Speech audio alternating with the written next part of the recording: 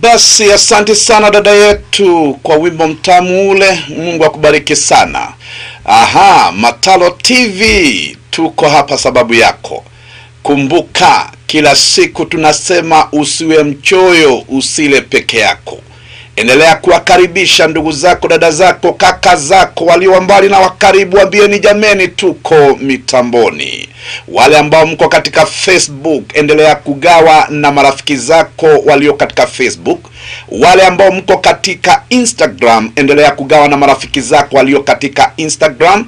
Wale ambao mko katika YouTube, vivyo hivyo endeleeni kugawa. Wale ambao mko katika WhatsApp groups, endelea kugawa hiyo link na wengi, ili waweze kupata faida jinsi ambavyo nawe unaipokea. Basi kumbuka mahali hapa tuna msemo, tunasema ni mahali ambapo tunapunguza hasara na kuziongeza faida. Ninyi ndugu zetu mlio katika nchi yetu ipendayo sana, muda na wakati umewadia tena tuweze kuwajumlisha wengine wageni ambao umetembelea studioni, ili nao wakayasema mawili matatu walio nayo siku ya leo. Na naamini ya kwamba sababu wao ni vijana, wataweza kutujulisha mengi kuhusu maisha yao na maono walio nayo katika maisha haya. Basi wote ndugu zetu katika nchi tuipendayo ya Kenya, popote mlipo, wote ambao mnatutazama kutoka upande wa Meru, upande wa Nyeri kule, upande wa Kirinyaga, upande wa Thika, Nyahururu, Nakuru, Olkarau, Mombasa kule, Kilifi, Malindi kule,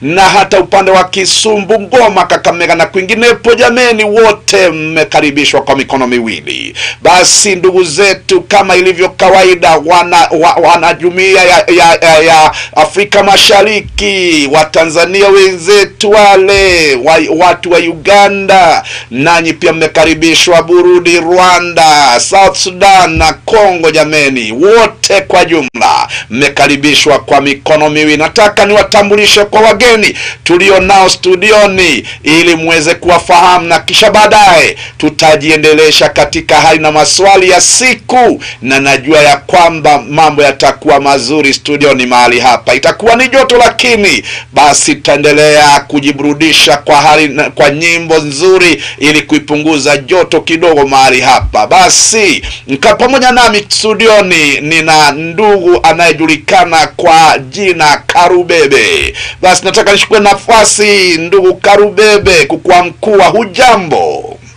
Hujambo Bishop. Asante. Karibu sana studioni.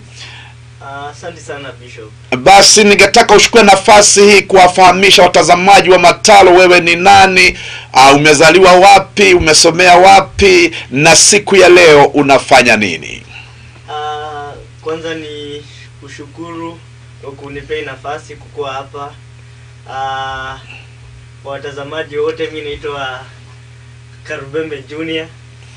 Sio jina langu labda la ID, ni jina la kifamilia ambalo natumia katika uandishi. Mimi ni mwandishi wa vitabu. Nimetoa vitabu 2 kwa vijana.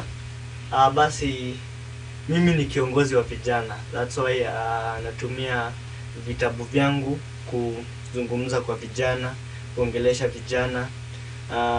Nyumbani ni Meru, hapa pia nimezaliwa. Sidhani kuna kitu kubwa kuhusu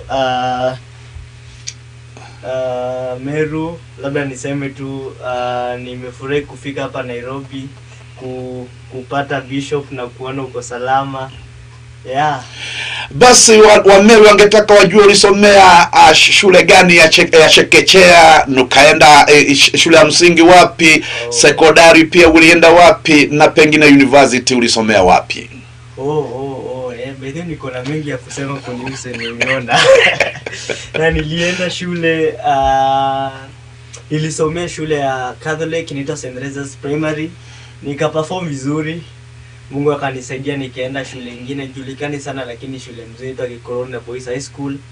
Hapo ndipo labda nyota yangu ilikuwa mzuri zaidi, nikapata alama mzuri, ikanipeleka Laikipia University.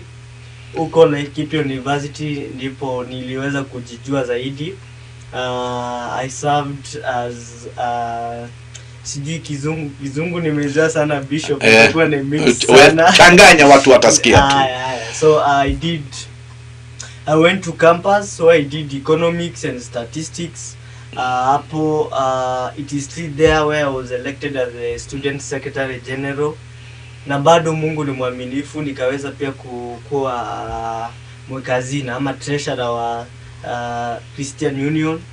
So kupitia hizo uongozi mbili ndipo niliweza kufahamiana na vijana zaidi, nika-interact na vijana zaidi, nikajua shida ambazo tunapitia kama vijana. So kutoka kitambo hadi secondary hadi hapo mali nimefika, nimekuwa nikingangana mwenyewe cause nilifeel niko na uongozi ndani yangu.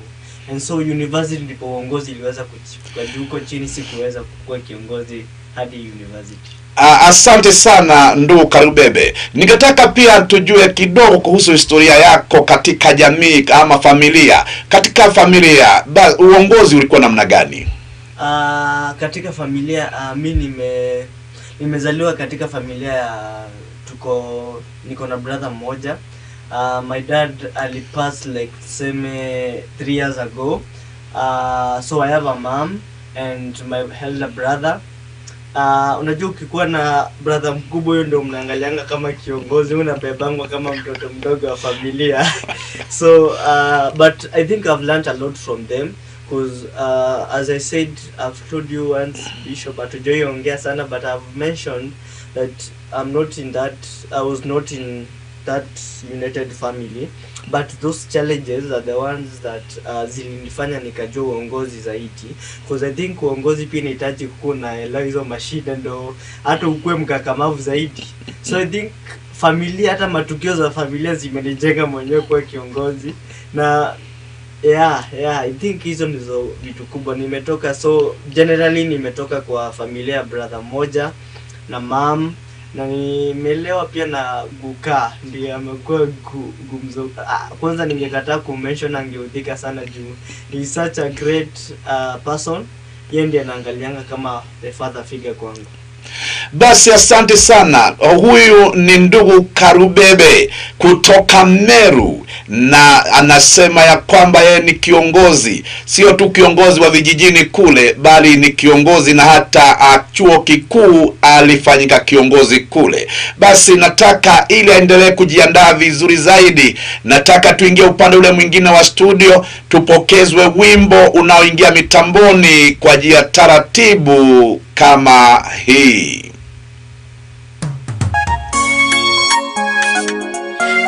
Mokera Dadia mokera Ogosi eteo nari Nesi akuwe Ananine uduteta werine haraihuma Nasothereria na dudha derona ne haraihu Na maria mothe nyonete werine ne mariko None todo wale nani fafadia hatakire Amokera gaga fafa na wamokera masiwa Ekagerio megweme oru ya merere gaegeo Panaya ikyo engeta ire na goro itako mena Kapane wa venitana no kane necha yote Amokera Gomasiwa de Amokera Kokikinya ni madena ni nyonete maige Fafadore wadiriko koragwo mwena wakwa Nikioda gote ya fafa ni nada kwa bararia Amokera getio no wasitodo Amokera gaga fafa na wamokera wote Ekagerio megweme oru ya mehere Wanaya ikyo engeta ire na goro itako miona Papane wa menitana no kane necha yote Basi asante sana dada yetu kwa wimbo mtamu ule. Tunaendelea katika studio za Mataro TV. Kumbuka mgeni wetu siku ya leo ni ndugu Karubebe kutoka Meru, wa Meru Muga. Basi nataka Karubebe aendelee kutueleza mawili matatu kuhusu changamoto ambazo anapatana nazo kama kijana, ama changamoto ambazo zinawakumba vijana nyakati hizi. Ni changamoto kama zipi ambazo unazipitia? Bishop, najua nimerealize changamoto nayopitia ni the same changamoto ambazo vijana wanapitia huko nje, because every time, every day, every moment napata na vijana mbalimbali tukiongea ama tukishare, unapata tu kumbe si wewe pekee uko na hizi shida, tuko nazo kila mahali. Na I think moja ni very obvious, inaweza kuwa obvious but ni kitu kubwa sana. Moja ni ukosefu wa ajira. Mimi personally sijoitaka sana kutegemea serikali juu niliona ukiwegemea sana serikali utaudhika, and utaudhika. So the best thing that tunafanya ni tunajitafutia kazi wenyewe, tunatumia talanta zetu na vipaji vyetu kujitafutia kazi wenyewe. So basi hiyo ni mimi, lakini nikiangalia vijana wengine ambao wana hiyo uwezo ama hawana, unajua unaweza kuwa na talanta lakini una capital ya ku-utilize hiyo talanta ama upeleke hiyo nini. So kama una talanta ndio utapata vijana out of kukosa ukosefu wa ajira, tunaenda kufanya vitu ambazo labda zinakaa vibaya kwa society but si kupenda kwetu, ni situations zina force. Like I have a friend, Bishop, sitasema jina juu tuko kwa TV. So this friend of mine alifanya I think the same, tulifanya I think economics and statistics na yeye, but after tulimaliza, yeah, for him is always on the bank, madawa, na si nikimwangalia naona this is a person anaweza saidika, ama of course ni mtu akipata kazi ni kitu inaweza mtoa. So yeah, ako kwa bank ama ako kwa hizo vitu si kupenda kwake, ni akiangalia kama like I did economics and statistics, sio ni hesabu tupu. So akiangalia kichwa ilikuwa inamuuma akihesabu mahesabu, alafu anatoka nje hakuna kazi na labda hana mtu ule wa kumnajua. Bishop, labda si kila mtu by the way kuna access na these great people like you wenye mnaweza shika mtu kama mnaweza muongelesha. Some wako huko ndani mali haona mtu director kumuonyesha this is the way, and what they do wanaona tu maisha hawana, otherwise that's why wanaingia kwa drugs and such issues. So ukosefu wa ajira inachangia sana most of the maovu na tukifanya kwa youth. So wengi finally the society inatuchukia, but hawaelewi pia sisi tunataka kusaidika. Tupeni kazi muone kama hatutaachana na pombe, tupeni kazi muone kama hatutakuwa useful people in the society. So mimi one of the big things ni unemployment. Okay. Basi nafikiri kila mmoja wetu, mtazamaji wetu, mnasikia matatizo ambayo vijana wetu wanakumbana nayo kule nje. Lakini na swali ndogo, Bwana Karubebe. Yes, kuna uwezekano pia vijana nao wanabagua ama wanachagua kazi sana siku hizi? Hiyo ni ukweli, Bishop. Lakini pia nakuanga kiongozi wa vijana, so at most nakuanga side ya vijana. Sidhani wanabagua kwa kupenda. Na I feel like Bishop, imagine umeenda university kama Karubembe Junior, unaenda kufanya economics and statistics, alafu kazi unayopata ni ya jua kali. Bishop, utabagua tu kwa hutaki kubagua, lakini unabagua juu kuna hiyo uchungu ya kazi ambayo umesomea. Ulikuwa unasoma labda ukuwe CEO, ama hata kama sio CEO ukuwe kwa ofisi fulani as maybe a consultant, yani based on career, uende na career yako. Kama labda ni banka, unataka kukua kwa banking, but sasa ukipelekwa huku sawa ndio unapata tunabagua. Lakini pia kubagua, sasa shida pia kubagua ni mzuri uko unajielewa. Juu kama mimi, the way I believe in myself, nasemanga sitaenda kwa jua kali, wacha ni jamii na katalanta kangu kadogo yenye niko nayo. Hata nisiende kwa economics basi kama imepotea, hata nifanye the little I can with the energy and the resources I have. So I feel like tukibagua pia tunaweza bagua, na hii tu ni advice kwa vijana tunaobagua, that tukibagua hata pia tubague na na kitu ina make usikatae tu kazi hivyo for the sake of kukataa. Ukiangalia, unajua pia ukiangalia situation na uwezi change situation, just work with the situation venye iko. So Bishop atubagui ya kupenda, ni circumstance. University si kuzuri huko. Asante sana. Karubembe anasema vijana hawabagui kazi kwa kupenda. Ila pengine ningeongeza kidogo niseme, je, kuna uwezekano pengine vijana wengi hawajajua kuishi maisha yao sababu walikosa watu wa kuwalea na kuwakuza vizuri? Yes Bishop, hiyo ni kitu kubwa sana. Hiyo naweza kubali.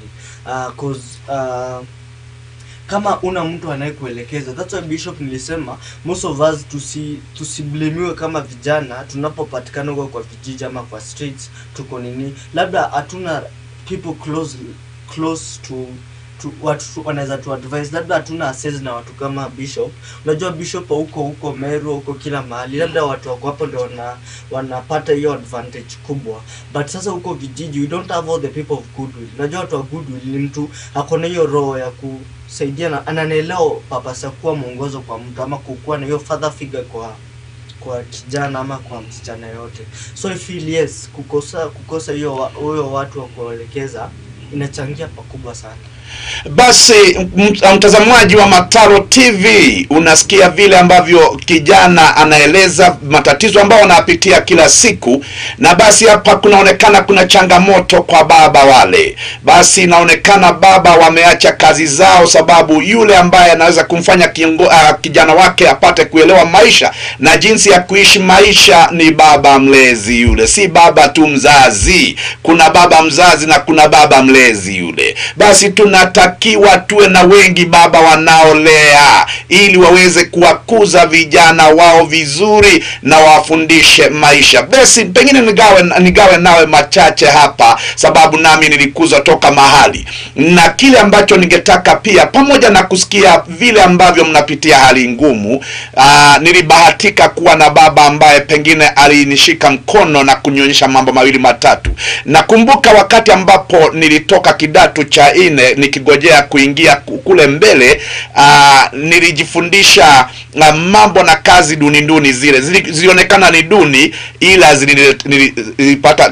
nilipata shati kutoka pale, nilipata long trouser, nilipata ya kunifanya niweze kuishi vizuri nyakati zile. Hata wakati ambapo nilijipata nimehitimu na nimepata masomo ya hali ya juu ama masomo ya kiwango cha juu, pia sikubagua kazi sababu nilikuwa na mzazi aliyenifundisha, unaweza kuwa huna hii leo lakini hii inaweza kukushikilia ili uyapate ya kesho.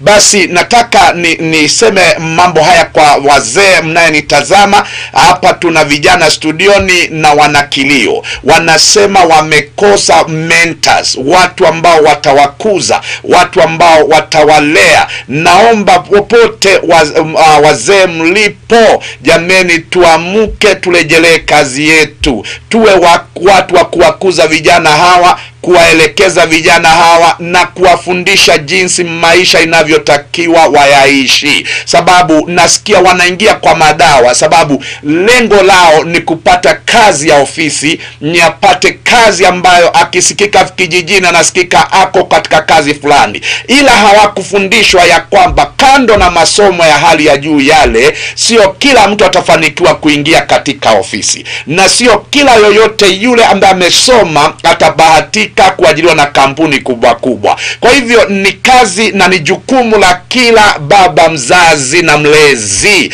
aweze kufundisha vijana wake vile ambavyo taratibu za maisha hufuatwa, ili hata kama atapata ile kazi ambayo nakusudia kuwa nayo, basi ameelewa jinsi ya kuishi maisha yake. Na umesema vizuri, kuna mambo hapo umesema vizuri sana kuhusu uongozi. Na mambo hayo nimeyafurahia sana. Eti changamoto na shida unazokumbana nazo zinakuandaa kuwa kiongozi mzuri. Kumbe hata maisha ya kuajiliwa, basi ukianza mahali isiwe ni kule juu ukifundishwa kuanza mahali chini na kupanda hatua kwa hatua, kumbe siku moja utajipata pale. Kwa hivyo pia tunaweza kutumia msemo wake eti ya kwamba kama hujapata ile kazi ambayo ni matamanio ya moyo wako, unaweza kuanza kile kidogo na kikufundishe kutulia na kugojea wakati ufaao upokee kile ambacho ni chako. Na basi naomba pengine nijue kutoka kwako sasa hivi ni ombi gani ambalo ungeliomba kwa wale ambao ni wako tayari kusaidia? Ni ombi gani ungeomba kwao kama vijana? Niko na hizi maombi mingi bisha. Ombi langu la kwanza, it is to the society. Don't judge my fellow youth ukiona huko. Instead, kuwa na hiyo moyo ya kujua mbona tuko hivi and talk to us. I know there are a lot of youths pale wenye all they need is just a listening ear. Hawataki hata pesa sana, like someone for them to pour themselves out, na labda kama anaweza saidia asaidie. So to watu ambao wako huko and you know you are like a father figure to someone, it doesn't have to a daughter or to your ipasi kuwa mtoto wako binafsi. Hata ukipata mtoto huko unaona uko huko, don't just point a finger on me. God will be more happy actually if you brought someone mwenye alikuwa apotee. Na by the way, ukiweza kuongelesha mtu, there's a possibility unaweza mleta kwa kanisa, and from there atalearn tu mwenyewe, maybe hata kama ni kazi ataelewa that si wote tunaweza kuwa kwa ofisi kama venye bishop ametu advise that we can be in other different fields, ama tunaweza barikiwa na njia zingine enye apart from the zinitanga white collar jobs if I'm not wrong. So that is my first plea to all the fathers out there, ama si walezi wote wenye huko nje. My second thing is to know this religious groups ama kanisa general.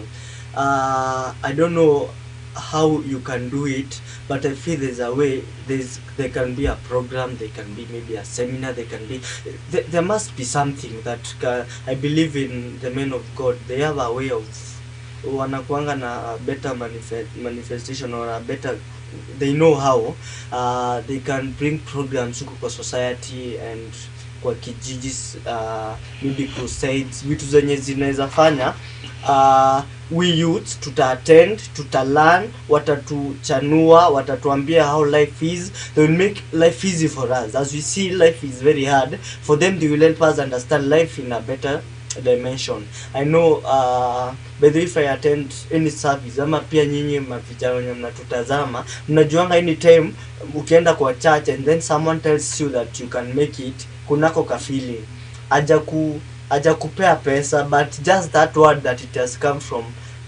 a man of God, you feel like ukweli I will make it. So I feel like if the message is brought to us in a better way, unajua sisi bishop, most of the youth huko I feel pia wapendani kwenda kwa service cause wana feel service labda inakaa long ama iko hivi, but if a program is structured specifically for the young people, I feel tutasikiza na wataongea, cause even the speakers wataelewa wadeal na wababa na wamama, wana deal na vijana, and there is a way youths need to be addressed in a better window. I understand the message that is supposed to be communicated to them. Yeah, then the youths should be told that there is life beyond education. Like ujiulize wa baba na mama zetu, most of them hawakwenda shule, but they are wametupeleka shule na tulalangi njaa most of us. Mimi sijawahi lala njaa, so sitaongea uongo, na sijoiona mamangu ama babangu. My mom was not an educated person, so but wame survive from kitambo hadi saa hii, na si ati walikuwa kwa education, na wajoi jiua ama wajoi jifanyia ni ama wajoi tusikia wame attempt suicide. They have survived all the hardships of life.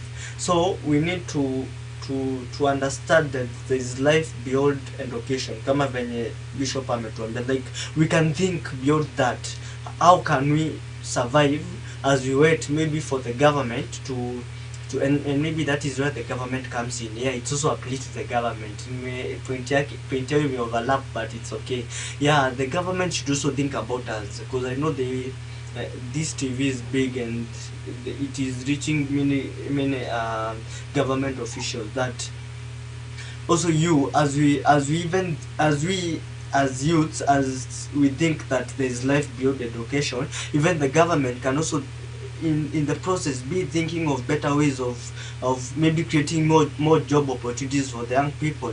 Apart from that, let them bring some programs huko kwa vijana wenye wako kwa drugs. Please revive them, find a way of bringing them in order, so that even hata wakishindwa vingine, but they will reduce a lot of evil things that is huko. Think of how the society would be kama hatuna vijana ambao wako kwa drugs, hatuna vijana ambao wako kwa evil things like stealing and so on. It would be a very good society mali mzazi anaweza hata nyumba imefunguliwa na naenda, because anajua vijana wa society wote ni wazuri. That is a life that we all think and we all dream of, but it's only possible if the government, the clergy, the society, kila mtu wake mafikira yao kwa the lost youths ama kwa the unemployed youths.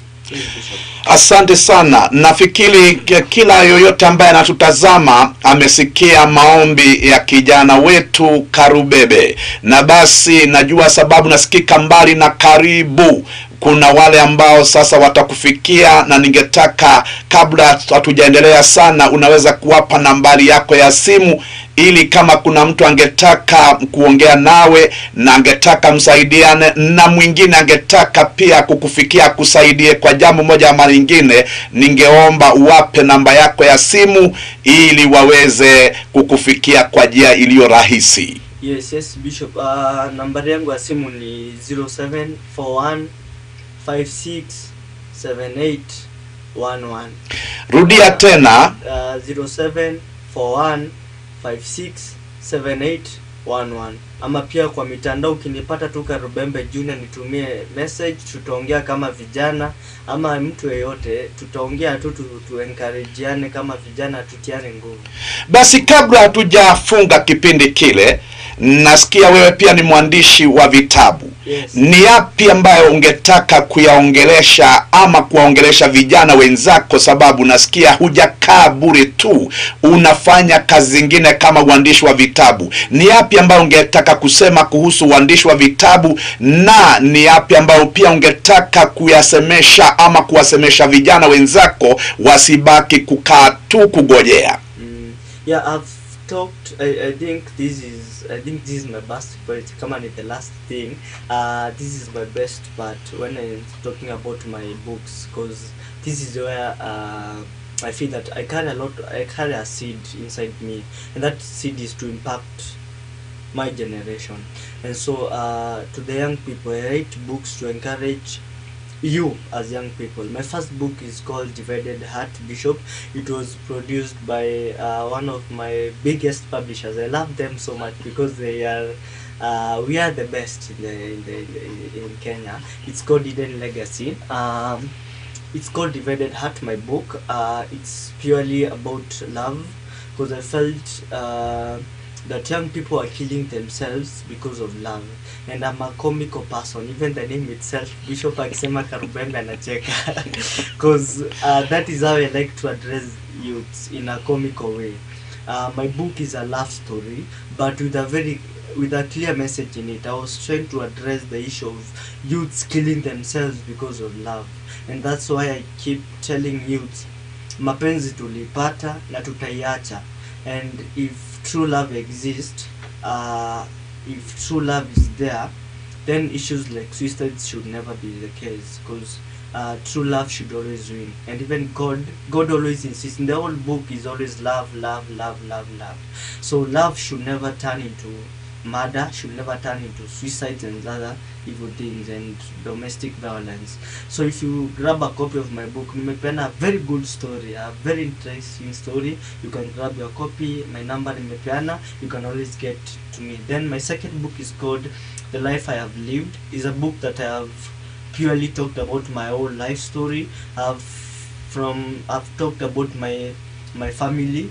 I felt that I should be open to you all people so that you understand what it means to be from a divorced family and still rise, what it means to grow your talent. Like you have a talent and you don't have cash or don't have resources, you maybe, but maybe there are people out there who are willing to help. How can you reach them? How can you approach people with goodwill? And I've talked about also my leadership journey. Maybe there's a leader somewhere who want to grow like a Rubembe Junior. We can grow, or you can grow like me. I've also talked about my in the leadership part. I've also talked much on the church leadership, because at most I was in the CU leadership, and it was the best place where I served, and I've mentioned that in the book that this is the best place where I served, going to missions, assisting people there. Yeah, it was so fun, and I've kept them on my book. I've also talked about my grandfather, who acted more of like a father figure to me after the death of my dad, and that is a place that I would like you guys to go and pass through my book. And the last thing that I've also talked about is my organization. It's called We Choose You. It's an organization that I do only I visit orphanages to share with the less fortunate. I visit the high schools for mentorships. I do anything that entails giving back to the community. So that is all in my latest book, and I'm about to release a new book. I'll come to launch it in your TV again, Bishop. Yeah. So that is all about my writing journey. Asante sana ndugu yetu Karubebe, tumesikia mazuri na ya kutamanika. Basi sababu umeendelea kuomba msaada na watu wa kukushikilia, basi kitu ya kwanza nasi kama Mataro TV tutakupatia platform ili uweze kuongea na wengi waweze kufahamu ya kwamba mwisho wa hiki ni mwanzo wa kingine kipya. Kwa hivyo basi Mataro TV utajipatia nafasi na utakuwa unakuja wakati ambapo umepata nafasi ili kuweza kuongea na wengi vijana. Pamoja na hayo, siku ya leo kabla sijatamatisha kile ambacho kinaendelea katika studio, tuko na CEO ambaye ni wa Hidden Legacy, ako pamoja nasi siku ya leo, na atakuja atueleze mawili matatu, yeye ni nani, ni mzaliwa wa wapi, na ni nini ambacho anakifanya sasa, ili tupate kumuelewa. Naye pia ni kijana na yeye ni CEO wa Hidden Legacy. Atatueleza hiyo ni kumaanisha nini, atatuelekeza ili tuweze kujua ni kipi kile ambacho anakifanya. Na basi nataka nishukue nafasi hii kuweza kumkaribisha katika mitambo ili aweze kutufahamisha majina yake na atuelekeze katika safari yake, masomo yake, ili tuweze kumuuliza maswali mawili matatu kuhusu kile ambacho anakifanya siku ya leo. Basi karibu sana Bwana Ephraim Njoroge katika studio za Mataro TV. Hujambo? Sijambo Bishop. Asante sana kwa fursa hii. Mtaniruhusu niweze kutumia lugha ya Kimombo. Sawa. Sisi wote ni wasomi katika studio hapa. Yeah, so my name is Ephraim Njoroge Mathenge, as you've heard. I am a holder of 2 degrees. The first one is physics from Mary University of Science and Technology. The second one is a diploma of leadership from Hope School of Leadership, USA. As also mentioned, I'm the Chief Executive Officer, Hidden Legacy Solutions, a company that deals with publishing books. We started back in 2020, that is the 6th of June. And we've had the opportunity and the privilege of publishing over 5,000 books and actually serving over 50 authors, and for that we are grateful. My education background, I started, I can remember, as far as I can remember, is Good Hope, that is in Mwekie. So I was there for a couple of years. After that, I went to a preparatory school in Kiamombi, where I did a class 7 and class 8 boarding. and by God's grace, I was able to score some good marks.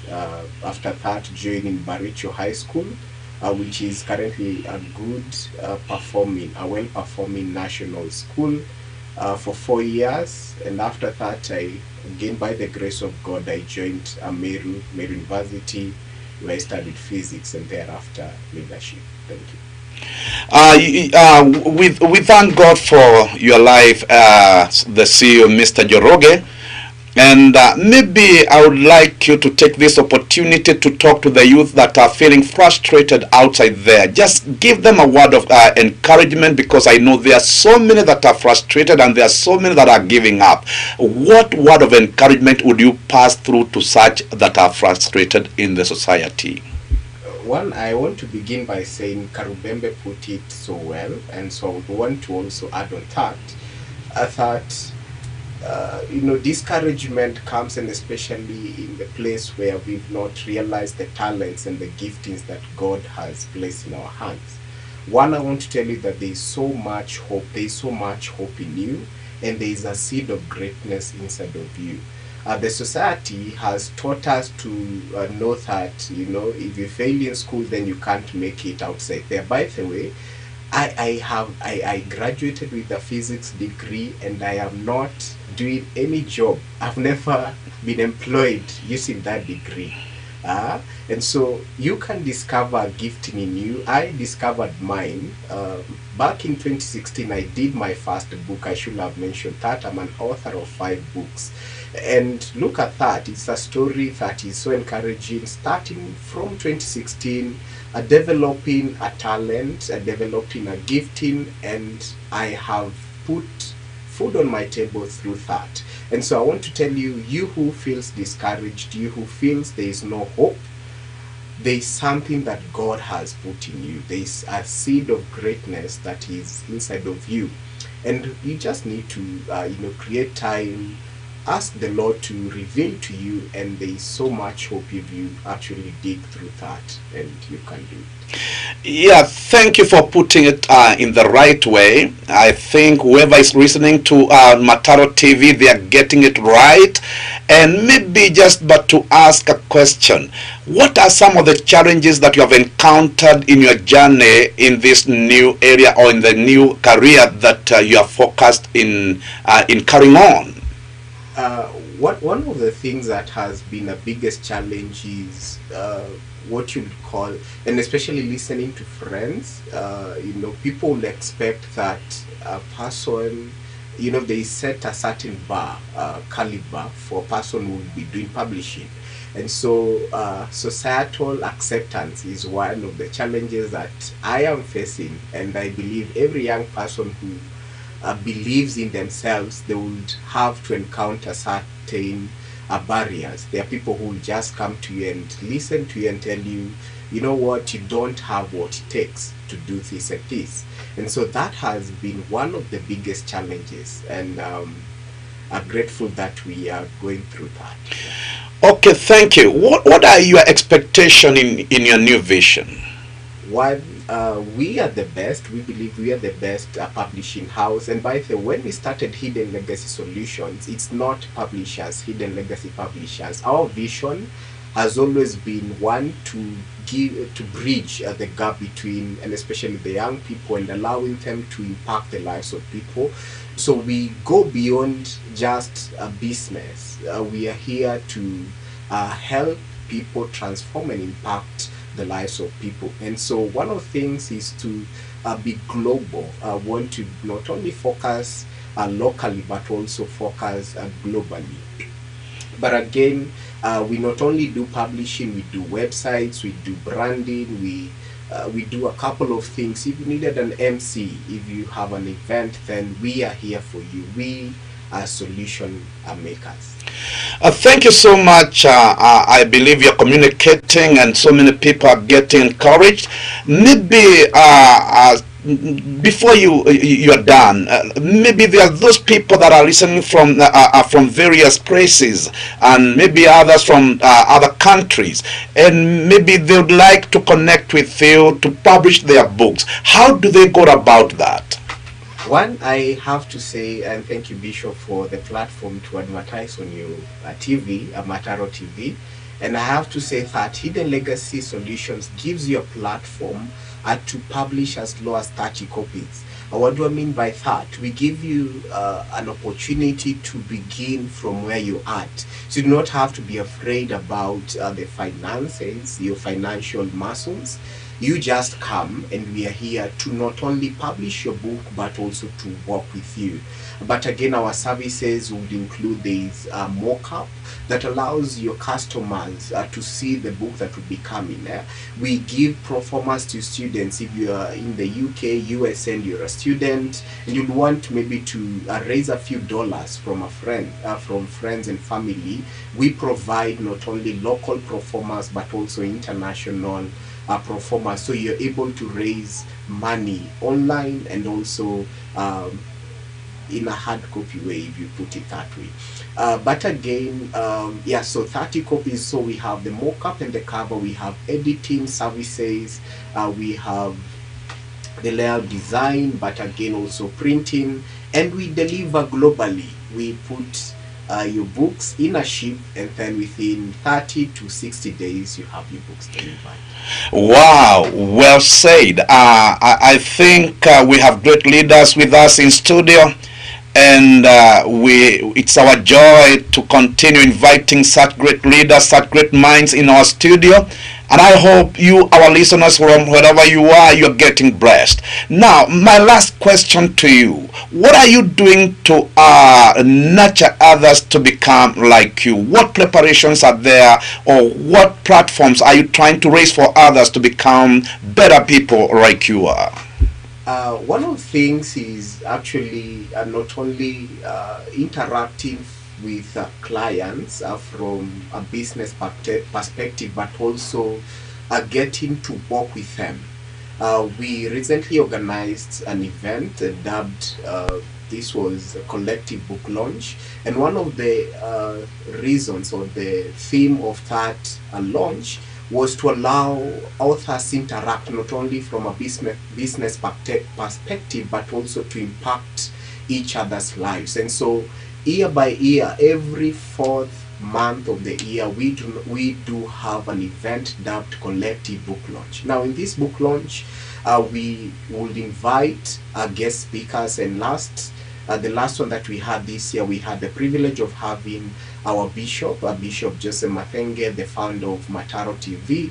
We had Mr. Timothy Ndua and the likes. And so during these events, we have deep talks that will allow men and women to get impacted and also to get transformed. So you not only get books, but you get impact through what we have.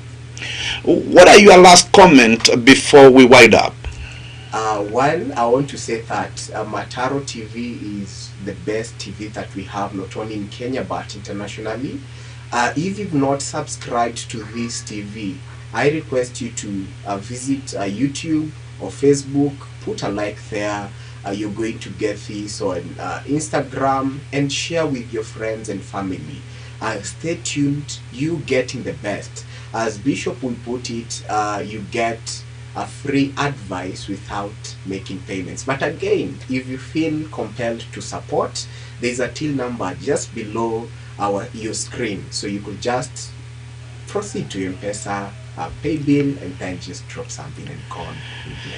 Thank you so much, CEO. I know there's so many people who are excited to listen from you. And before you leave our studios, I would like to give you this opportunity to give them your contact, because they would like to talk to you. They would like to contact you and ask you various questions. Just take a minute and give them your contact. So my contact is 0702 881 461, and if you're using Instagram, we're starting something brand new, exciting. This is Ephraim the Coach, so you'll be getting a variety of content, something that will help impact your lives, and you'll also be having visitors, including our very own Bishop, Karubembe, and other authors who are published with us. So thank you.